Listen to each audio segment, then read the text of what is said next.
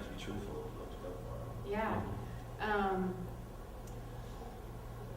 It feels like a really long time ago.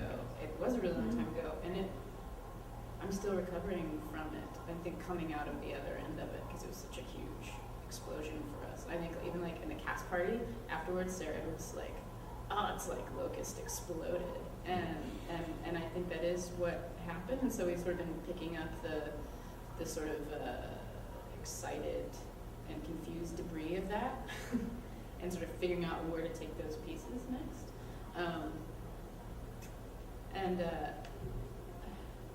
Yeah, we're still sort of trying to make sense of that, and now we're trying to like figure out how to take it to another city right now, because it was such a huge thing, and trying to figure out how to fit that into their constructs when we really made that piece for this space and on the board. So that's a big challenge, but it's important to still try to do that with that work, I think. Well, that show was really well attended, and it seems like a lot of the people who came, one of the things they discussed afterwards was the mix of video and dance, and everyone had an opinion about if there was enough video or too much video, whether it was a dance show or not, or whether it was perfect. How did that, and you surely are aware of that conversation. Yeah. What's your response to that when people start weighing the different parts of the piece?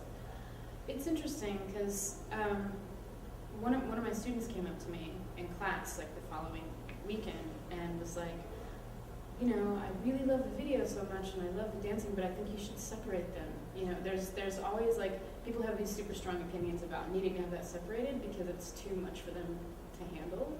And when I hear that, it makes me want to do it just even more, you know?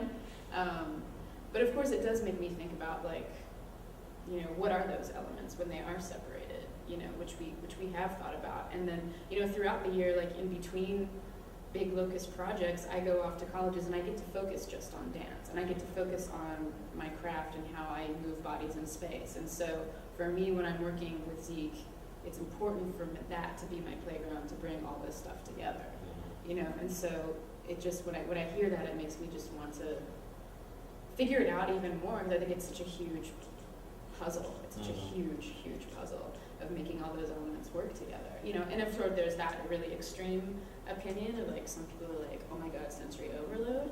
And we were really very conscious of trying to do that. It's like, we wanted to create the experience of people being in a nightclub and feeling like, oh my god, there's so much, and like, you have to choose to like walk out the door and go to a nice little cafe where it's quiet, or choose to just let yourself get swept up in it. And so I think it was successful in that, because those were definitely the reactions that happened. Oh, I ran into, what was his name?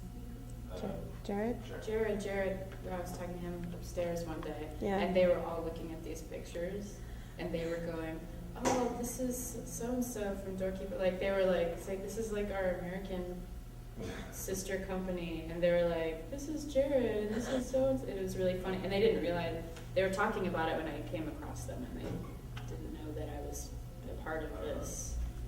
And I was like, hey, that's me. And they were like, oh, really?